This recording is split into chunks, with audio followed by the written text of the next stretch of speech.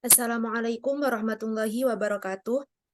Yang terhormat kepada Bapak Alex Hadijanto dan Ibu Lailatul Nuraini selaku dosen mata kuliah manajemen laboratorium dan teman-temanku yang berbahagia. Di sini kami dari kelompok 1 akan mempresentasikan hasil diskusi dari kelompok kami. Yang sebelumnya izinkan kami memperkenalkan terlebih dahulu. Saya Mufidatus Solihah dengan NIM akhir 2018. Dan rekan saya yang pertama ada Firlia Ika Septiviana dengan NIM akhir 2015, ada Umi Zahratul Ainia dengan NIM akhir 2016, dan yang terakhir ada Friska Rindiani dengan NIM akhir 2017. Next. Adapun submateri yang akan kami presentasikan, yang pertama yaitu ada fasilitas laboratorium, yang kedua alat-alat laboratorium, yang ketiga pengelolaan laboratorium, dan yang keempat kegiatan laboratorium. Langsung saja memasuki materi yang pertama yaitu ada fasilitas laboratorium yang mana akan disampaikan oleh Saudari Umi Zahratul Ainiah. Kepadanya dipersilahkan. Baik, untuk yang pertama yaitu fasilitas laboratorium. Next.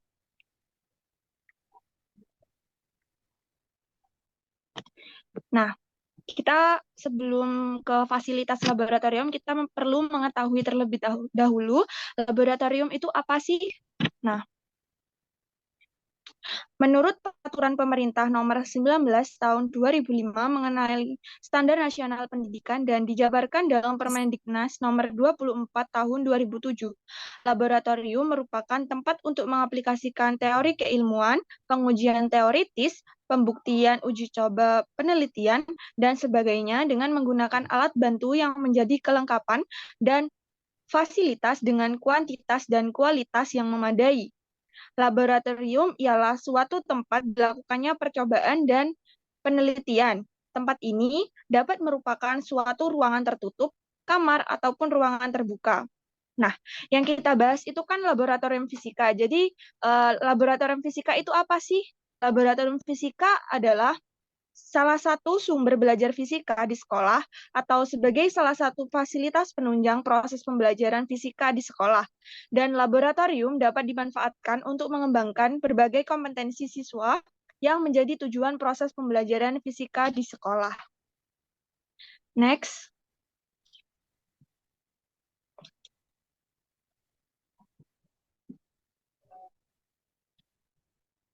Oke, next.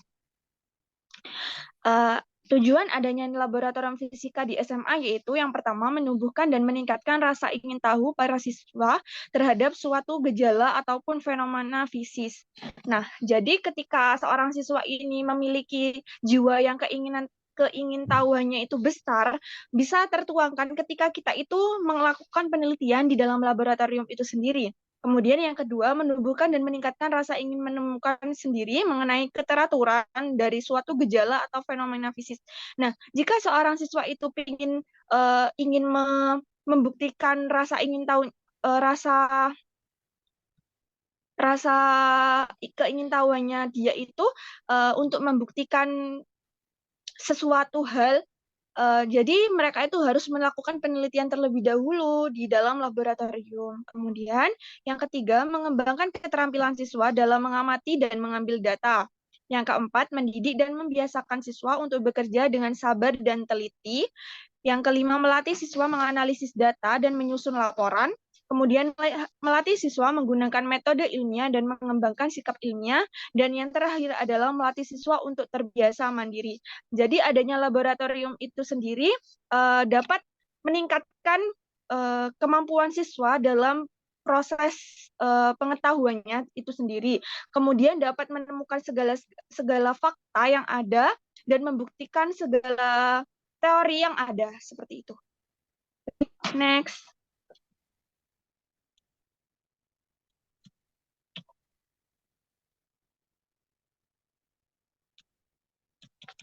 Oke, lanjut ke desain laboratorium. Fasilitas ruangan laboratorium fisika sekolah biasanya terdiri dari ruang praktikum, ruang guru, ruang persiapan, dan juga ruang penyimpanan. Di dalam di dalam laboratorium itu sendiri ada denah, bentuk, ukuran ataupun tata letak dan fasilitas dari setiap ruangan itu yang dirancang dengan demikian rupa sehingga memungkinkan setiap kegiatan yang dilaksanakan di dalamnya dapat berjalan dengan baik dan nyaman, memudahkan akses dari ruangan yang satu ke ruangan yang lainnya. Kemudian memudahkan pengontrolan, menjaga keamanan alat-alat, dan memelihara keselamatan kerja. Next.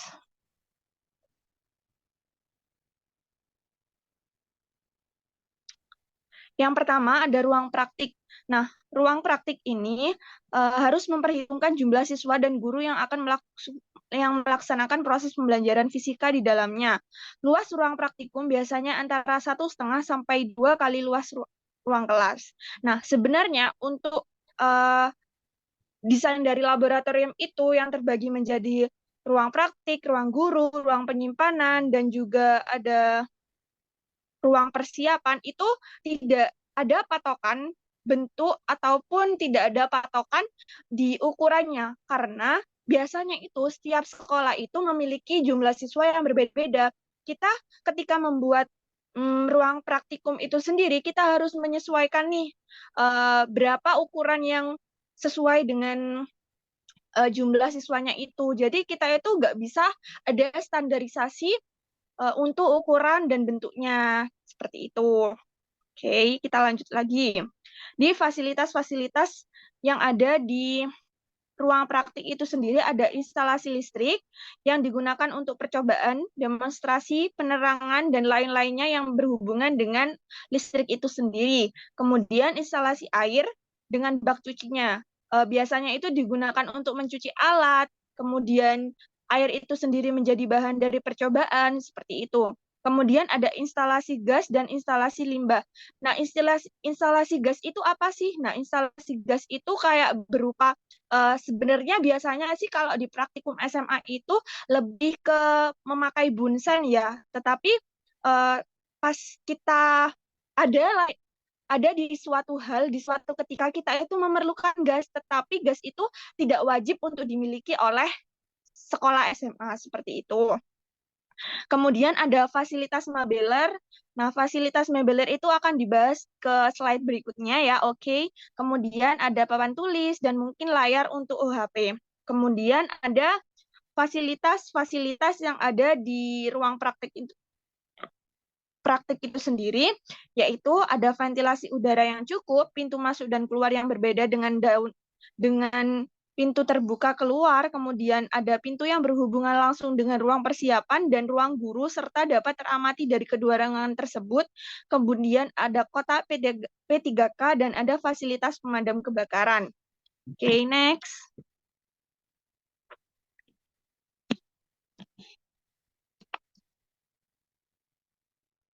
Kemudian yang kedua ada ruang guru. Ruang guru di laboratorium merupakan tempat kerja bagi penanggung jawab laboratorium dan guru yang melaksanakan proses pembelajaran di dalam laboratorium.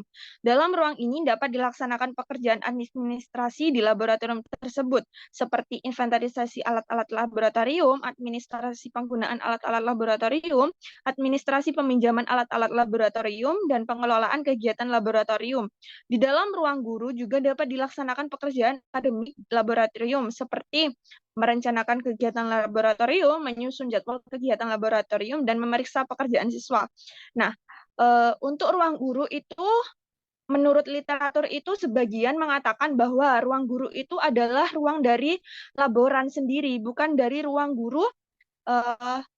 guru yang mengajar pada mata pelajaran tersebut, tetapi ruang untuk laboran. Laboran itu adalah orang yang bertanggung jawab atas laboratorium itu sendiri. Jadi laboran itu memiliki tempat khusus di dalam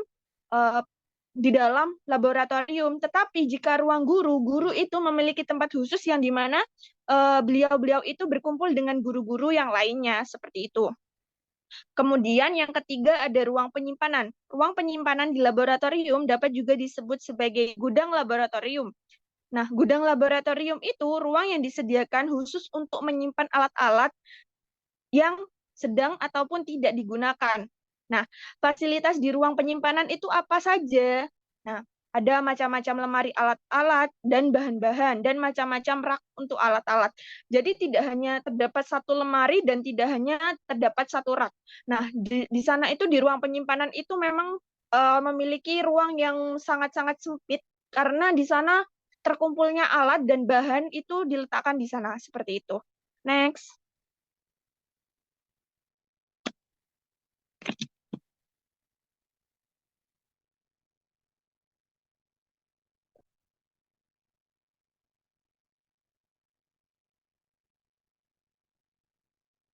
Oke, yang keempat yaitu ruang persiapan.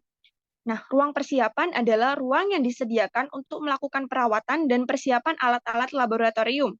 Di dalam ruang ini dapat dilaksanakan kegiatan pemeliharaan dan perawatan alat-alat laboratorium, seperti memeriksa jumlah kelengkapan alat, memeriksa keadaan, memperbaiki, membersihkan, dan mengkalibrasi ulang. Kemudian, di dalam ruangan ini juga dapat dilaksanakan pekerjaan mempersiapkan alat-alat yang akan digunakan dalam kegiatan laboratorium, seperti pemeliharaan dan perawatan, kemudian ada setting dan juga uji coba. Next. Baik, lanjut ke desain laboratorium. Nah, desain laboratorium itu terdiri dari ruang praktikum, ruang guru, ruang persiapan, dan ada ruang gudang. Nah, seperti yang saya bicarakan tadi, bahwa setiap ruangan itu tidak ada ukuran serta bentuk yang menjadi standarisasi dari laboratorium itu sendiri. Karena apa? Karena memang di setiap sekolah itu harus meminimalisir untuk jumlah siswanya itu sendiri. Jadi, setiap kita untuk membuat laboratorium itu sendiri, kita harus mempertimbangkan jumlah siswa yang ada, sehingga kegiatan praktikum itu sendiri dapat berjalan dengan baik, seperti itu. Next. Next. Oke, selanjutnya ada instalasi yang ada di laboratorium. Nah, instalasi yang pertama ada instalasi listrik.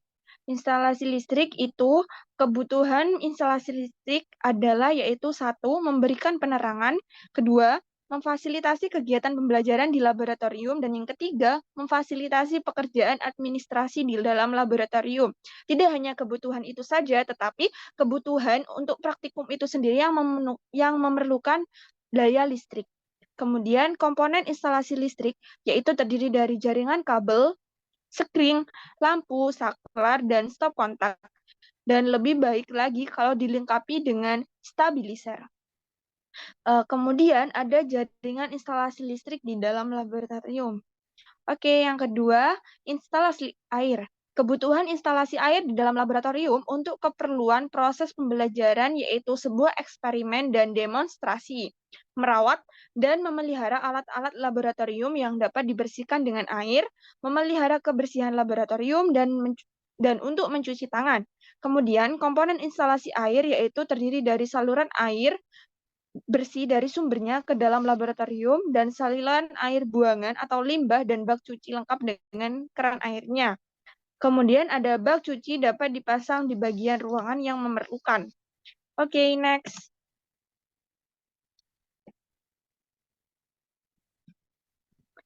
Next.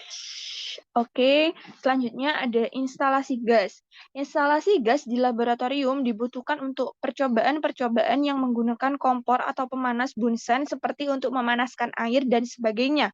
Instalasi gas di dalam laboratorium dapat dibuat dengan menggunakan tabung gas LPG dan penyaluran gas ke kompor atau pemanas melalui pipa instalasi gas yang dapat dipasang pada dinding atau lantai ke kompor atau pemanas. Jadi instalasi gas ini bisa diganti dengan pemanas bunsen. Jadi tidak harus setiap laboratorium itu memiliki instalasi gas, karena instalasi gas itu sendiri sepertinya membahayakan karena di sana itu mengandung gas yang dapat menimbulkan api yang cukup besar. Mungkin kalau bunsen itu untuk mematikan bunsen itu sendiri kita cukup untuk menutupnya dengan tutupnya bunsen itu, jadi dia itu bisa mati dengan cara tersebut. Tetapi jika gas meledak, kita tidak dapat menghindarinya, kita harus antisipasi, jadi lebih baik untuk memakai pemanas bunsen itu sendiri. Kemudian ada mebeler. Mebeler itu apa sih? Mebeler itu fasilitas yang berupa meja, kursi, lemari, rak, dan loker. Meja itu sendiri terbagi menjadi meja praktikum, meja demonstrasi, meja persiapan, dan meja tulis. Meja praktikum itu meja yang khusus untuk praktikum yang biasanya itu besar, muat untuk 4 orang atau lebih, dan biasanya itu untuk sekat antara meja satu dan meja lainnya itu memiliki sekat yang cukup luas agar memudahkan dalam kegiatan praktikum itu sendiri. Kemudian ada meja demonstrasi. Meja demonstrasi itu apa sih? Meja yang digunakan untuk mendemonstrasikan praktikum yang akan dilakukan. Biasanya itu diletakkan di depan, di dekat papan tulis. Biasanya itu setiap kita melakukan percobaan itu ada pendamping berupa asisten laboratorium ataupun dari guru tersebut. Biasanya guru atau asisten laboratorium itu mendemonstrasikan cara kerja alat ataupun cara menggunakan bahan yang benar, dan intinya beliau itu akan memimpin kita atau membimbing kita untuk melakukan percobaan itu sendiri. Kemudian ada meja persiapan.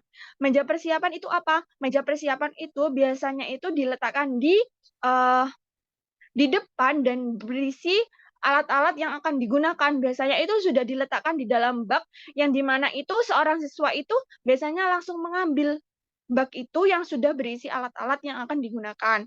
Kemudian ada meja persiapan dan juga meja tulis. Kemudian ada kursi. Nah, kursi ini biasanya itu jika kursi praktikum itu berbeda dengan kursi yang digunakan di dalam kelas, karena kursi yang ada di dalam laboratorium itu biasanya tidak ada uh, apa ya namanya, punggungnya kursi. Jadi dia itu bundar uh, tanpa sandaran seperti itu.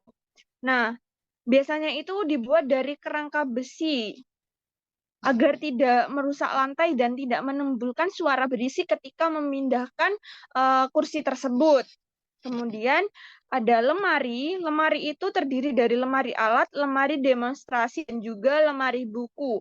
Lemari alat itu biasanya disediakan khusus untuk menyimpan alat-alat laboratorium.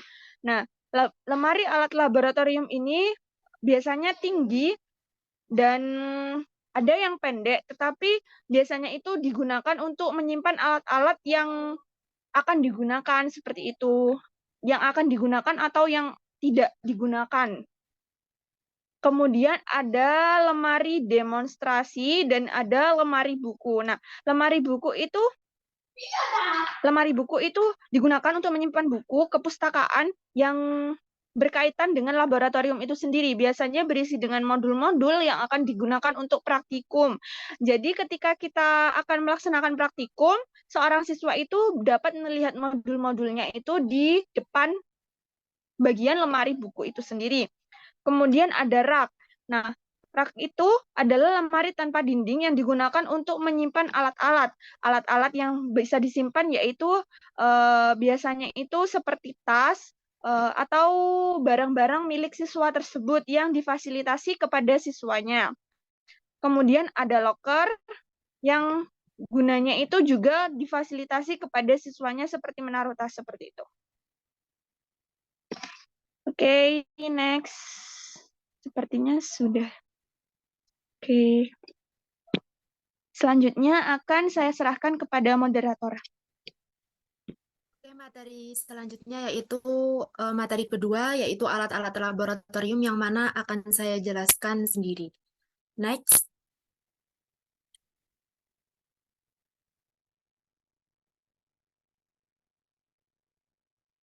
Di mana alat-alat laboratorium itu penataan dan penyimpanan alat-alat laboratorium sangat perlu diperhatikan karakteristik dan spesifikasinya.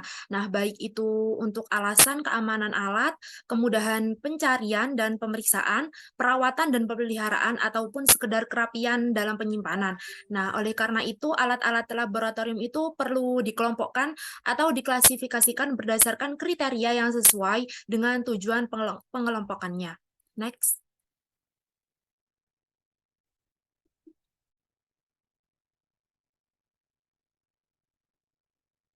Adapun kriteria klasifikasi alat-alat laboratorium itu Di antaranya adalah yang pertama bahan pembuatan, yang mana bahan pembuatan di sini itu alat-alat laboratorium yang dikelompokkan berdasarkan bahan utama pembuatannya. Nah, contohnya itu seperti kayu, plastik, kaca, logam, dan sebagainya. Yang kedua yaitu massa, di mana massa di sini adalah alat-alat laboratorium yang dikelompokkan berdasarkan bobot dan massanya. Apakah alat-alat itu ringan atau berat. Yang ketiga yaitu bentuk dan volumenya, yang mana alat-alat ini dikelompokkan berdasarkan bentuk dan ukuran volumenya. Misalnya itu besar, kecil, seperti itu. Yang keempat yaitu pabrik pembuatan, yang mana dikelompokkan berdasarkan prosedur atau pabrik yang membuatnya. Nah, pengelompokan ini itu tentu dengan menyebutkan nama PT pabrik pembuatan alat tersebut. Yang kelima yaitu letak dan cara penyimpanannya, yang mana alat-alat laboratorium ini dikelompokkan berdasarkan letak dan cara penyimpanan atau cara pemasangannya.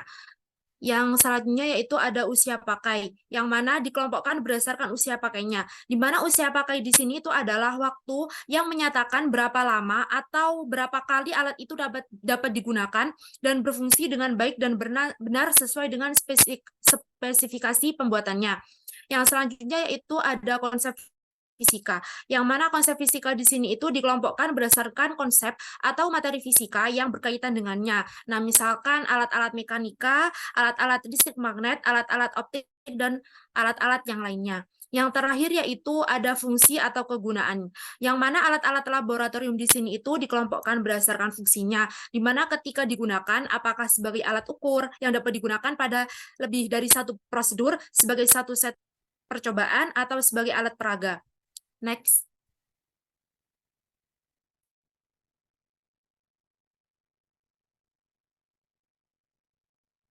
Adapun 4 aspek pengelolaan laboratorium di sini yaitu pertama adalah bahan habis, kedua alat tidak permanen, yang ketiga alat permanen, dan yang terakhir alat perbaikan. Next.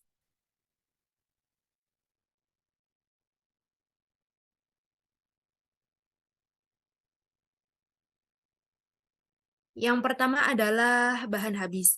Nah, di mana bahan habis di sini itu adalah bahan habis di laboratorium fisika dapat terdiri dari bahan material dan alat-alat yang umur pakainya itu pendek atau bahkan sekali pakai terus rusak atau tidak dapat dipakai lagi. Nah, jadi bahan habis yang benar-benar berupa material itu contohnya adalah seperti timah patri, pita kertas, stiker, timer, kertas karbon, benang tali, paku keling, spiritus, alkohol, minyak tanah, bensin, pelumas, dan lain sebagainya. Nah, sedangkan bahan habis yang berupa alat yang usia pakainya pendek itu misalnya adalah berbagai komponen elektronika seperti hambatan, kapasitor, dan transistor. Next.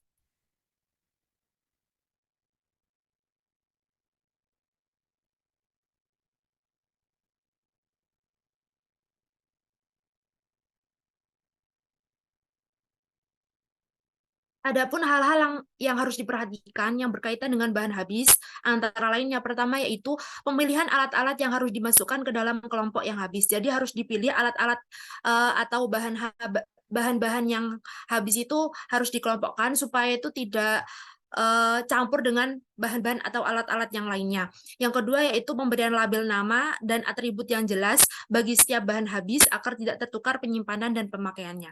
Yang ketiga yaitu cantumkan catatan, peringatan, dan perhatian cara menggunakan yang tepat dan aman. Jadi harus ada prosedur yang mana itu aman atau tidak, seperti itu. Yang keempat yaitu penyimpanan yang sesuai dengan karakteristik alatnya, dan yang terakhir itu harus diperhatikan batas waktu pemakaian dan kadaluarsanya. Next.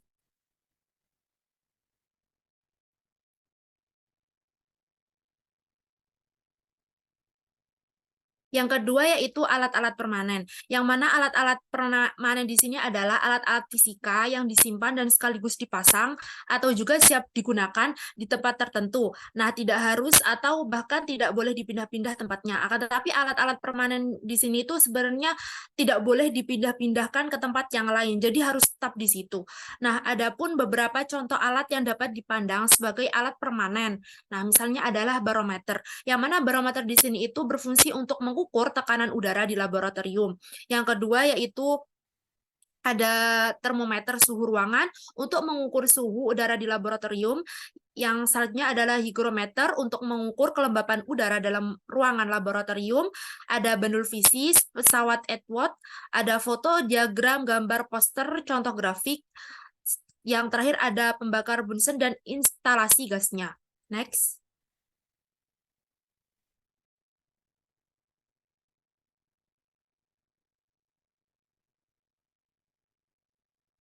Adapun pemasangan alat-alat permanen hendaknya itu memperhatikan hal-hal berikut.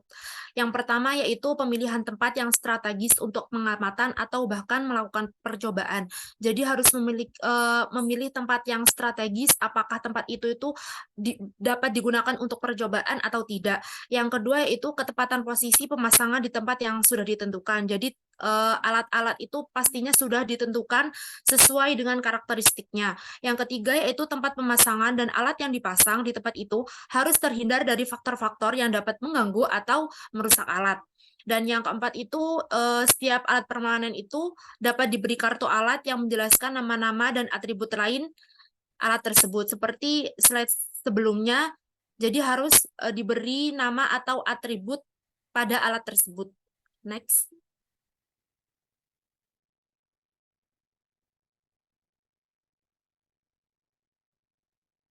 Yang ketiga adalah alat-alat tidak permanen. Nah, tadi kan alat-alat yang permanen. Nah, alat-alat tidak permanen di sini adalah alat-alat yang penyimpanannya dan pemakaiannya itu dapat dipindah-pindah tempatnya sesuai dengan kebutuhan dan tujuan penyimpanan atau penggunaannya. Jadi kebalikannya dari alat-alat permanen.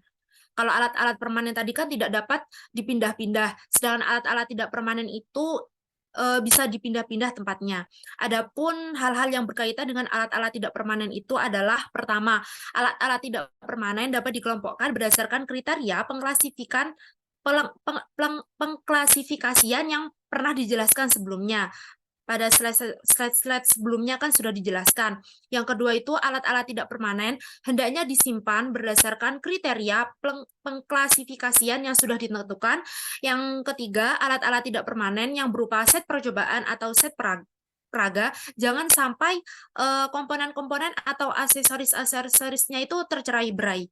Jadi harus dikelompokkan seperti itu atau dibedakan.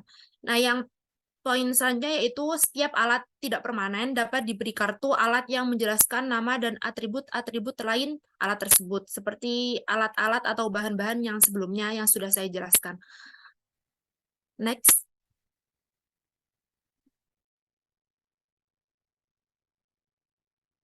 Yang terakhir adalah alat-alat perbaikan, yang mana alat-alat perbaikan adalah alat-alat yang digunakan untuk memperbaiki atau bahkan membuat alat-alat laboratorium.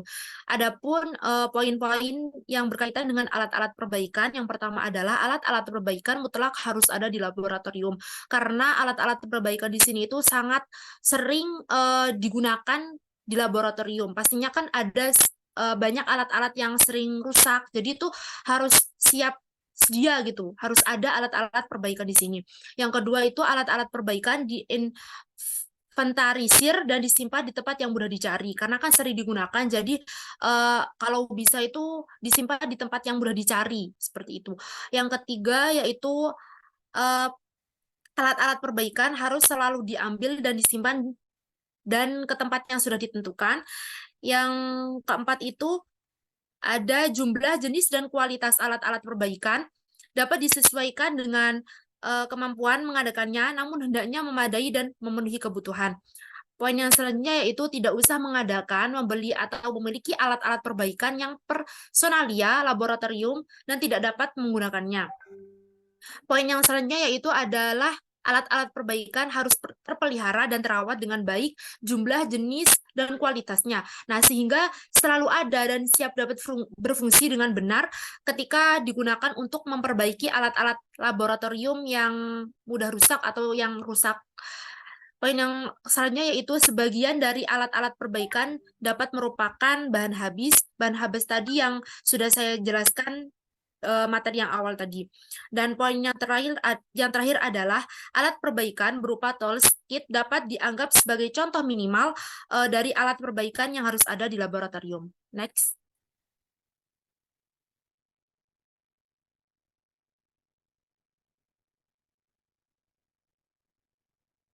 Adapun materi yang selanjutnya yaitu memasuki materi yang ketiga yang mana akan dijelaskan oleh Saudari Friska. Kepadanya dipersilahkan. Baik, terima kasih kepada moderator. Di sini saya akan menjelaskan mengenai pengelolaan laboratorium.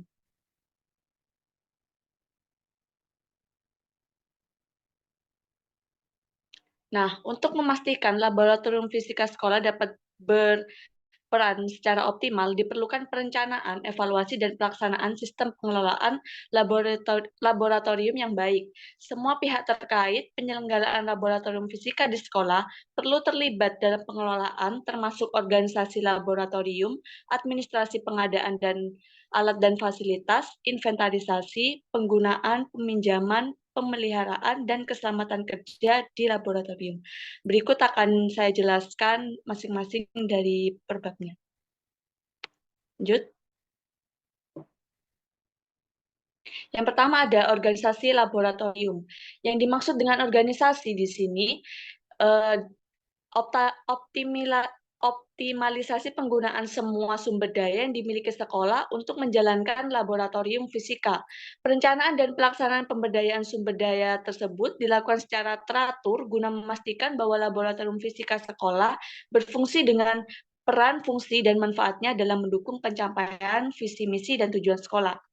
Tugas pokok pengelola laboratorium ini melibatkan koordinasi seluruh kegiatan laboratorium, pelaksanaan inventarisasi, dan administrasi peralatan serta fasilitas, dan menciptakan lingkungan akademis yang aman di laboratorium.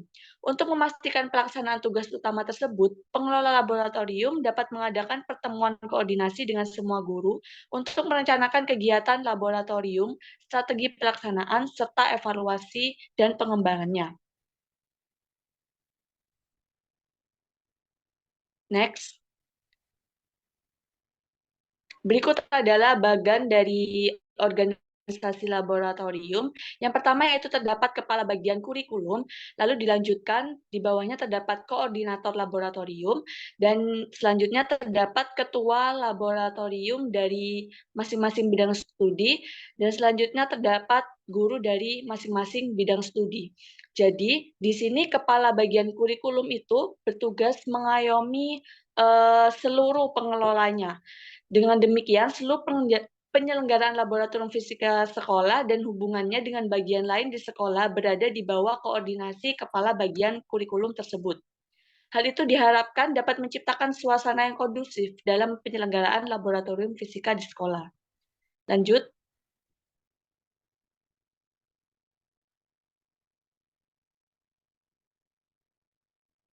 Yang selanjutnya terdapat inventarisasi alat dan fasilitas laboratorium.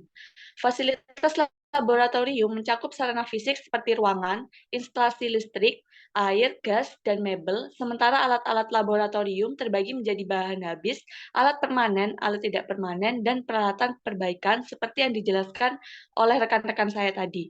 Untuk mempermudah kontrol dan analisis kebutuhan fasilitas serta alat-alat tersebut, pengelolaan laboratorium memerlukan inventarisasi rutin dengan menggunakan instrumen inventarisasi yang jelas, mudah dipahami, dan tidak dapat diubah sembarangan oleh pihak yang tidak berwenang. Instrumen tersebut termasuk daftar inventaris alat dan kartu alat. Daftar inventaris alat dan fasilitas laboratorium merupakan pencatatan seluruh alat dan fasilitas di laboratorium. Next.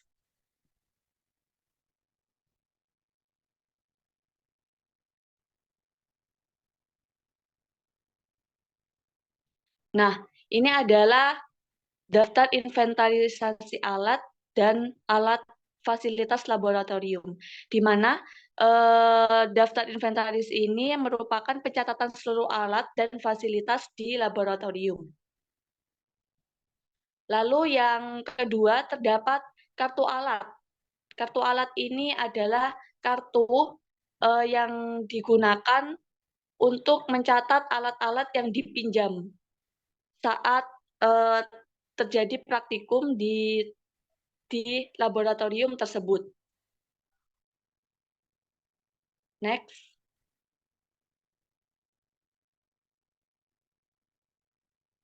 Nah, yang terakhir ini ada label alat.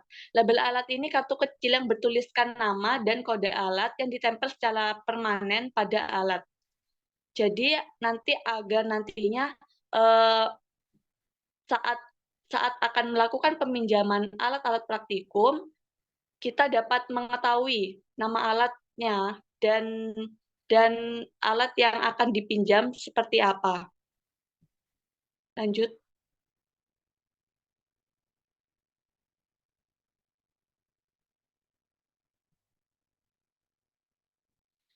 Selanjutnya ada administrasi penggunaan laboratorium dan alat-alat laboratorium. Administrasi penggunaan alat ini bertujuan utama untuk memahami kapan, berapa lama, dan untuk apa, serta penggunaan laboratorium dan alat-alatnya oleh pihak tertentu. Informasi ini krusial terkait dengan efisiensi dan efektivitas penggunaan laboratorium dan alat, serta dalam merencanakan kegiatan pemeliharaan dan perawatan alat, mengingat setiap alat memiliki usia pakai yang bervariasi. Jadi setiap peminjaman nantinya akan diberi penggunaan daftar pemakaian laboratorium itu sendiri. Lanjut.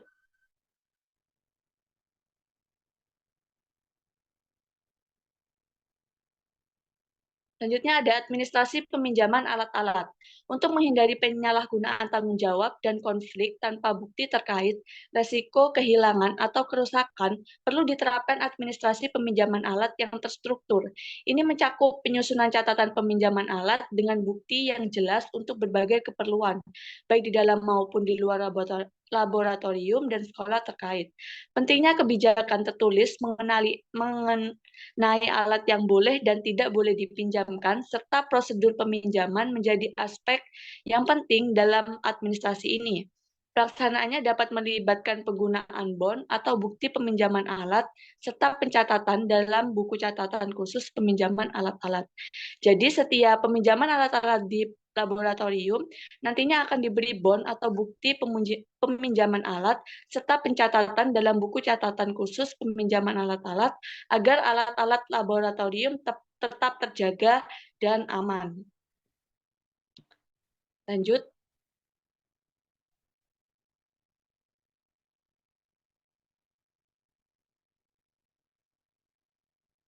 Selanjutnya yaitu administrasi pemeliharaan dan perawatan alat-alat laboratorium. Penting untuk melaksanakan administrasi pemeliharaan dan perawatan alat-alat laboratorium sebagai bagian utama dari pengelolaan laboratorium. Tujuannya apa? Yaitu agar menjaga alat-alat laboratorium tetap berfungsi sesuai dengan batas usia pakainya. Kegiatan pemeliharaan dan perawatan melibatkan tindakan seperti membersihkan alat, memeriksa hasil dan unjuk kerja, memperbaiki bagian yang rusak, mengganti bagian yang hilang, menyimpan alat sesuai dengan daftar inventaris, serta mengevaluasi ketersediaan dan kebutuhan untuk memberikan informasi terkait mengenai pengadaan alat. Next.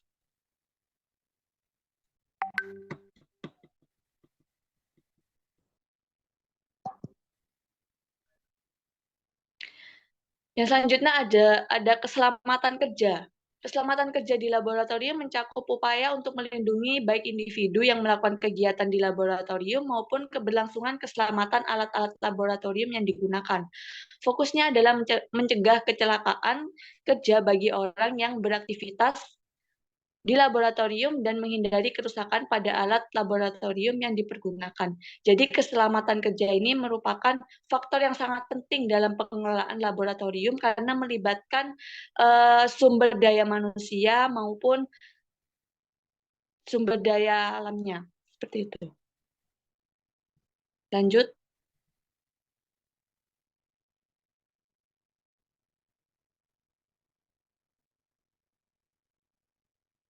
Nah, untuk keselamatan kerja ini maka dibutuhkan beberapa hal untuk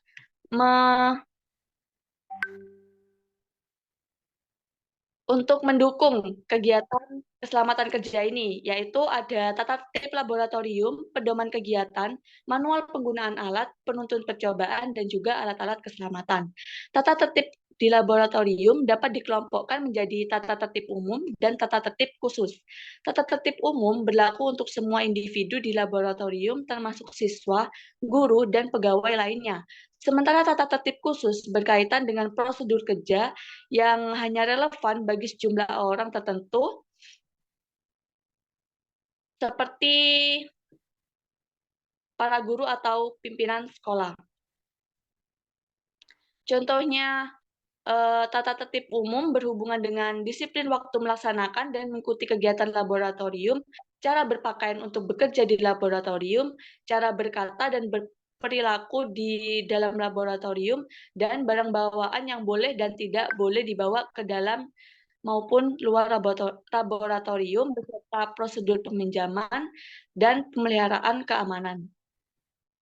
Selanjutnya ada pedoman kegiatan. Pedoman kegiatan ini merupakan arahan teknis untuk merencanakan, melaksanakan, dan mengevaluasi kegiatan laboratorium, serta memantau jalannya kegiatan. Selanjutnya ada manual penggunaan alat. Buku manual alat atau sering disebut manual alat berisi informasi tentang spesifikasi, fungsi, teknik pengoperasian, dan cara menggunakan suatu alat. Lalu ada penuntun percobaan, yaitu untuk memastikan eksperimen berjalan efektif dan mencapai tujuan pembelajaran, sehingga diperlukan penuntun percobaan yang sesuai dengan tujuan eksperimen dan pembelajaran. Lalu ada alat-alat keselamatan. Peralatan keselamatan yang dapat dibagi menjadi alat bantu yang menjaga keselamatan alat dan keselamatan kerja selama eksperimen, serta alat atau bahan yang digunakan untuk memberikan pertolongan pertama dalam kecelakaan laboratorium. Berapa alat bantu yang digunakan untuk menjaga keselamatan alat dan keselamatan kerja di laboratorium itu misalnya seperti tang penjepit dari kayu atau logam berlapis kasa untuk menjepit dan memegang benda yang dipanaskan. Lalu contoh lainnya ada benang atau tali untuk mengikat dan menggantungkan. Lalu terdapat capit buaya yang dihubungkan dengan penghantar untuk dipasang pada kaki komponen elektronik yang akan disolder sehingga komponen elektronik tidak terlalu panas kena solder. Lalu untuk menanggulangi atau memberikan semacam pertolongan pertama pada kecelakaan, maka setiap laboratorium hendaknya memiliki instalasi keselamatan atau sekurang-kurangnya kotak P3K atau kotak PPPK. Kotak tersebut adalah kotak yang berisi alat-alat dan obat-obatan untuk pertolongan pertama pada kecelakaan. Kotak ini biasanya berwarna putih, terus terdapat tanda palang merah yang disimpan di tempat strategis dan mudah dijangkau. Baik, yang selanjutnya akan saya kembalikan kepada moderator. Oke, memasuki materi yang terakhir, yaitu slide selanjutnya, yaitu materi terakhir adalah kegiatan laboratorium yang akan disampaikan oleh Saudari Firly. Kepadanya dipersilahkan. Baik, selanjutnya saya akan memaparkan mengenai kegiatan laboratorium. Oke, kegiatan laboratorium ini dapat dibedakan menjadi kegiatan di mana dapat bersifat administratif seperti misalnya organisasi laboratorium, rapat-rapat koordinasi dan juga perencanaan semua kegiatan laboratorium, pengelolaan laboratorium, dan berbagai administrasi bahan-bahan dan juga alat-alat serta fasilitas laboratorium. Selain bersifat administratif, kegiatan laboratorium ini juga dapat bersifat akademik atau keilmuan baik yang rutin yang berkaitan dengan proses pembelajaran maupun yang bersifat non-rutin, yaitu misalnya seperti lomba kreativitas fisika siswa, membuat alat sederhana, praktikum, dan juga demonstrasi. Adapun kegiatan-kegiatan dari laboratorium ini yaitu yang pertama perencanaan kegiatan laboratorium, yang kedua pemeliharaan dan juga perawatan alat-alat laboratorium, yang ketiga persiapan alat-alat laboratorium, yang keempat pembuatan alat peraga sederhana, yang kelima praktikum, dan yang keenam demonstrasi. Langsung saja untuk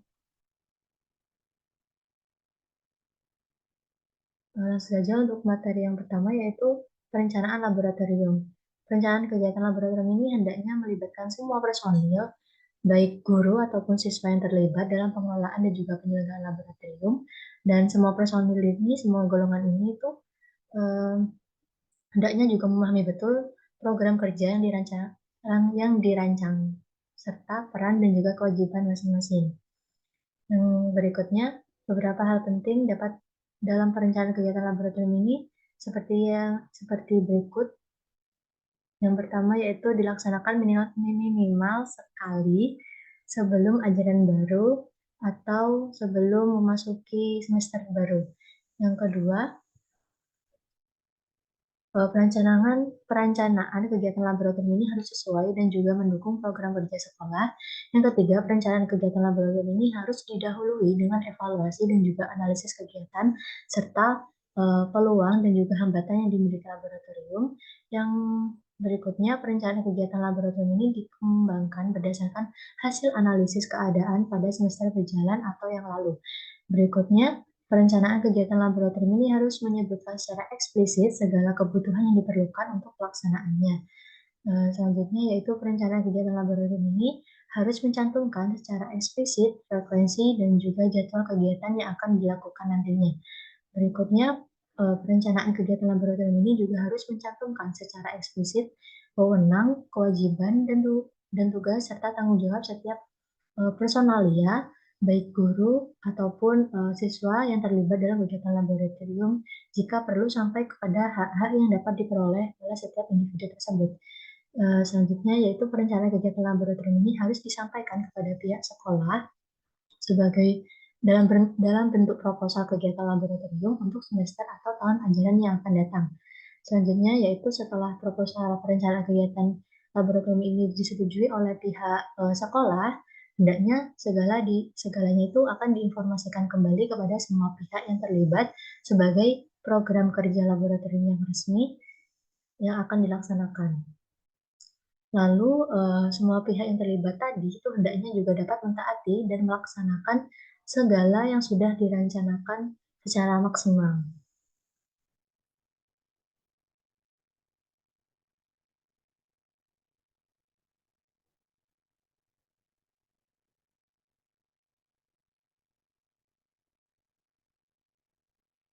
Oke, adapun pelaksanaan laboratorium, di mana pelaksanaan kegiatan laboratorium ini merupakan bukti yang konkret dari segala perencanaan kegiatan laboratorium yang telah dilakukan sebelumnya.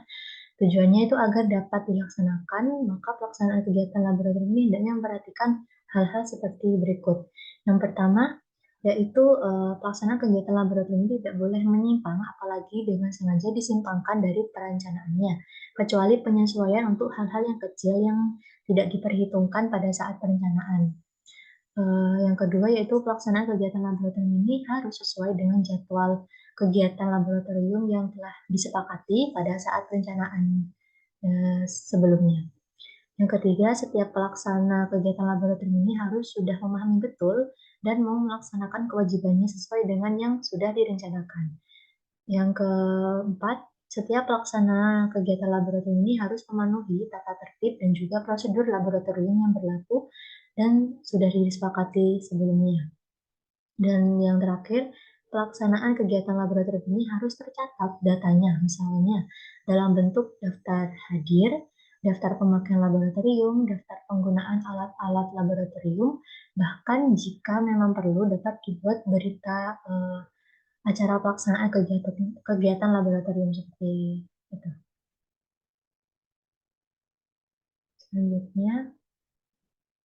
Selanjutnya ada evaluasi dan monitoring laboratorium.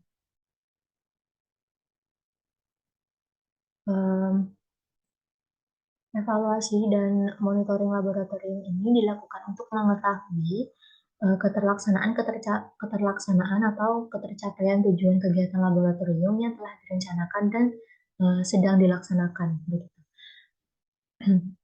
Yaitu yang pertama, evaluasi dan monitoring ini diperlukan untuk berfungsi untuk mengontrol dan mengendalikan serta memotivasi kegiatan laboratorium yang sedang dilaksanakan dalam semester atau tahun ajaran yang sedang berjalan. Evaluasi dan monitoring kegiatan laboratorium ini dimaksudkan untuk memperoleh data mengenai keterlaksanaan kegiatan laboratorium yang seharusnya dilaksanakan sesuai dengan perencanaannya, kendala atau hambatan dan peluang pelaksanaan kegiatan yang dilaksanakan. Berikutnya yaitu data yang diperoleh dari evaluasi dan monitoring kegiatan laboratorium ini pada semester atau tahun ajaran yang lalu ini dapat digunakan sebagai bahan masukan untuk memperhitungkan peluang dan kendala dalam merencanakan kegiatan semester atau tahun ajaran yang akan datang. Dan evaluasi kegiatan laboratorium ini dapat dilakukan berdasarkan data-data dari pelaksanaan kegiatan laboratorium seperti daftar hadir, daftar pemakaian laboratorium, daftar penggunaan alat-alat laboratorium, daftar peminjaman alat, berita acara, dan sebagainya.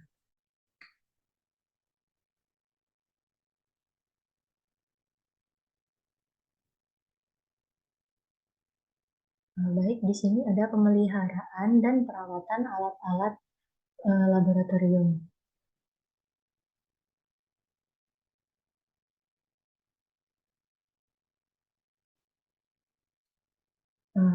Pengadaan atau pembelian alat-alat pengganti alat yang rusak dan juga alat-alat baru dapat ditekan seminimal mungkin dengan merawat dan juga memelihara alat-alat yang sudah dimiliki.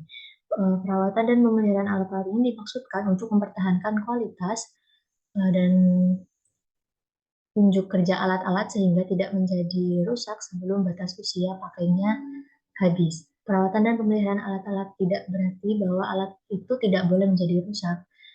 Adapun beberapa kegiatan pemeliharaan dan perawatan alat-alat adalah seperti berikut.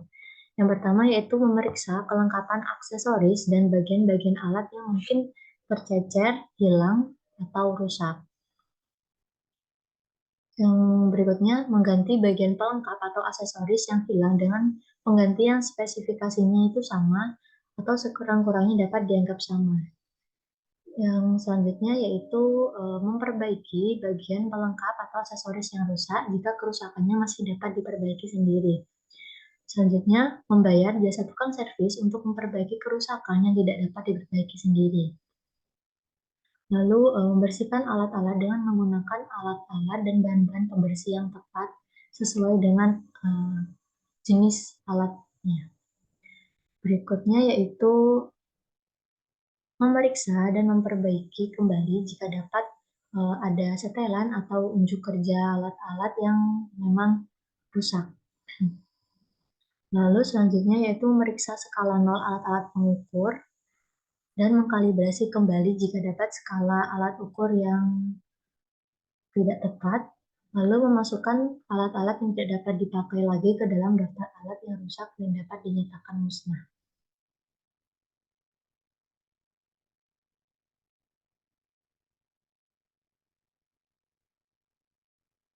Adapun persiapan alat-alat laboratorium,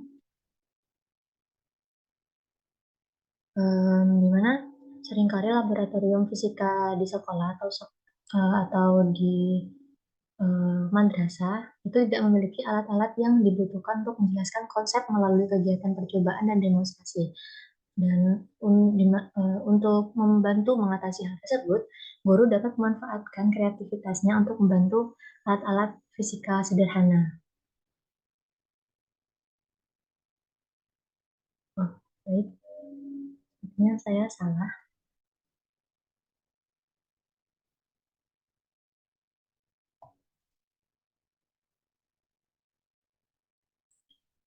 Baik, selanjutnya yaitu persiapan alat-alat laboratorium. Yang dimaksudkan dengan persiapan alat-alat laboratorium di sini itu merupakan kegiatan menyiapkan alat-alat yang akan digunakan untuk kegiatan proses pembelajaran fisika seperti praktikum atau demonstrasi. Persiapan alat-alat untuk proses pembelajaran itu meliputi kegiatan seperti berikut. Yang pertama yaitu pemilihan alat-alat laboratorium sesuai dengan jenis, jumlah, dan spesifikasi yang dibutuhkan untuk proses pembelajaran. Yang kedua, memeriksa kelengkapan dan juga aksesoris dari setiap alat yang akan digunakan. Yang ketiga, melakukan perawatan dan pemeliharaan alat-alat laboratorium yang akan digunakan. Yang keempat, melakukan perbaikan bila memang dibutuhkan dan dapat dilakukan. Yang kelima, mengganti bagian yang tidak dapat diperbaiki dengan pengganti yang baru dan tepat. Selanjutnya, memeriksa unjuk kerja atau kinerja dari setiap alat yang akan digunakan, apakah terdapat kerusakan atau tidak. Selanjutnya menguji coba dan menyeting alat-alat yang akan digunakan seperti pada percobaan atau demonstrasi yang sesungguhnya yang akan dilakukan. Berikutnya menganalisis data hasil uji coba sesuai dengan tujuan praktikum atau demonstrasi yang akan dilakukan. Lalu menyimpan alat-alat yang sudah disetting tadi dan sudah diuji coba tadi di tempat yang memudahkan penggunaannya. Lalu berikutnya menggunakan alat-alat pada jadwal yang sudah ditentukan. Berikutnya ada pembuatan alat fisika sederhana. Seringkali laboratorium fisika yang terdapat di sekolah itu tidak memiliki alat-alat yang dibutuhkan untuk menjelaskan konsep melalui kegiatan percobaan dan demonstrasi. Untuk membantu hal tersebut, guru dapat memanfaatkan kreativitasnya melalui siswa untuk membuat alat fisika sederhana.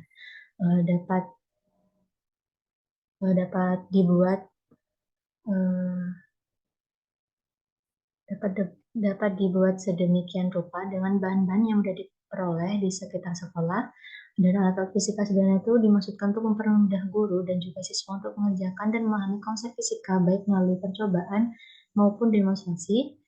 Lalu membuat alat-alat fisika sederhana dapat berarti menciptakan, meniru, atau memodifikasi. Menciptakan alat sederhana berarti membuat alat fisika sederhana yang belum pernah ada alat standar atau alat baku pembuatan pabriknya. Lalu alat fisika sederhana ini dapat berupa meniru, di mana membuat tiruan alat yang sudah ada dengan mengganti bahan-bahan pembuatannya dengan bahan-bahan yang sudah diperoleh di sekitar sekolah. Dalam hal meniru ini, harus diperhatikan mengenai hak cipta alat yang ditiru dan tujuan pembuatan tiruannya. Lalu pembuatan alat fisika sederhana ini dapat juga dibuat dengan memodifikasi, yang berarti membuat berdasarkan kepada alat yang sudah ada sebelumnya.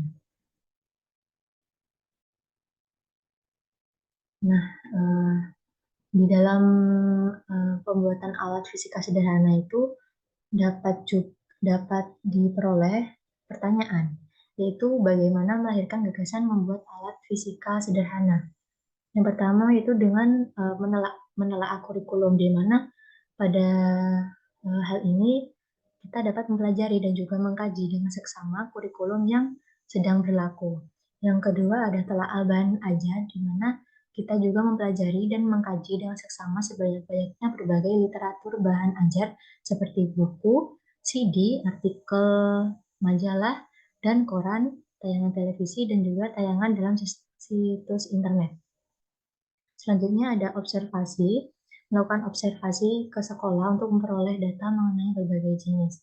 Selanjutnya ada seminar, di mana kita dapat juga mengikuti berbagai kegiatan seminar, lokakarya, workshop, atau pelatihan mengenai pembuatan alat fisika sederhana. Selanjutnya ada diskusi, di mana kita dapat mendiskusikan dengan sesama dan bertanya dengan yang lebih ahli.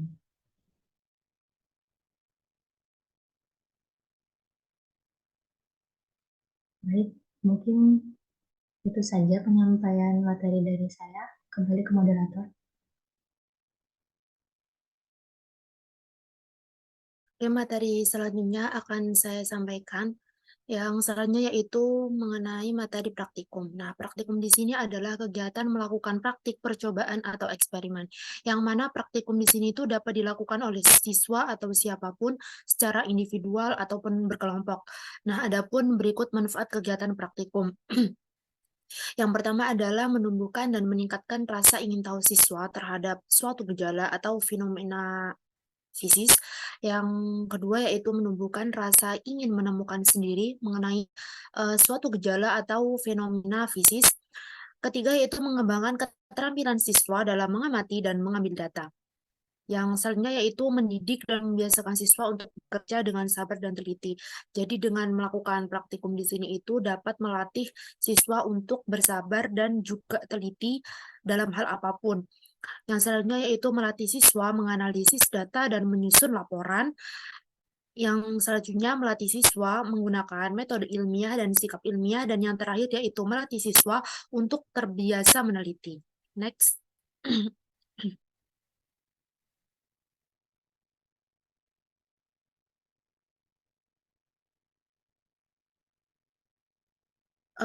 Adapun beberapa hal yang harus diperhatikan dalam merencanakan dan melaksanakan serta mengevaluasi kegiatan praktikum adalah yang pertama yaitu materi pembelajaran atau materi pokok, yang mana materi pembelajaran di sini tuh memang benar-benar sesuai atau bahkan memang memerlukan kegiatan praktikum.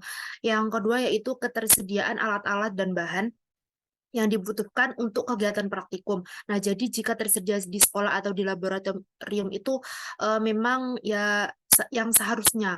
Nah, jika tidak tersedia di laboratorium itu jangan langsung membebankan kepada siswa. Yang poin selanjutnya yaitu penuntun percobaan, yang mana penuntun percobaan itu yang benar-benar sesuai dengan tujuan atau kompetisi yang harus dikembangkan. Yang selanjutnya yaitu lembar kerja siswa, yang mana lembar kerja siswa di sini adalah yang benar-benar menggambarkan dan menuntun apa yang harus dilakukan oleh siswa sebelum, selama, dan sesudah melakukan kegiatan praktikum. Yang kelima yaitu laporan praktikum, yang mana laporan praktikum di sini adalah benar-benar menggambarkan ketercapaian tujuan dan indikator pembelajaran yang ditetapkan. Nah, dalam hal ini tuh laporan ini harus dipikirkan bentuk laporan yang dituntut, apakah lisan atau tertulis, individual atau kelompok, yang harus disampaikan selama kegiatan praktikum atau segera setelah praktikum atau juga beberapa hari setelah melakukan kegiatan praktikum.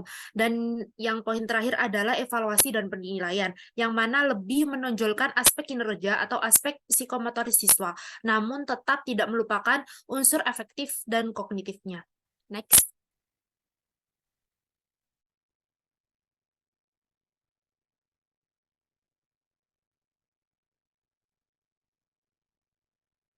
Adapun yang selanjutnya adalah demonstrasi. Dalam demonstrasi, gejala alam atau fenomena fisis yang terjadi diperagakan oleh guru ataupun siswa tertentu yang diminta oleh guru kepada siswa peserta pembelajaran. Nah, adapun beberapa hal yang harus diperhatikan dalam demonstrasi ini adalah yang pertama, guru telah benar-benar mempelajari dan memahami alat secara manual. Nah, jadi sering-sering dan jauh-jauh hari itu sebelum demonstrasi dilaksanakan, sehingga tidak akan terjadi salah pengoperasian alat-alat. Terus, adapun guru itu benar-benar memeriksa dan menguji coba alat yang akan didemonstrasikan. Setelah itu, guru harus mampu memfokuskan perhatian siswa, yang mana guru itu harus memfokuskan perhatian siswa kepada bagian demonstrasi yang harus menjadi pusat perhatian siswa. Dan poin keempat yaitu menyuruh siswa melakukan demonstrasi dengan menggunakan skenario yang sudah diperhitungkan dan juga dipertimbangkan sebelumnya. Jadi tidak sembarang atau secara acak. Dan poin yang terakhir adalah lembar kerja siswa tetap harus dipertimbangkan. Next.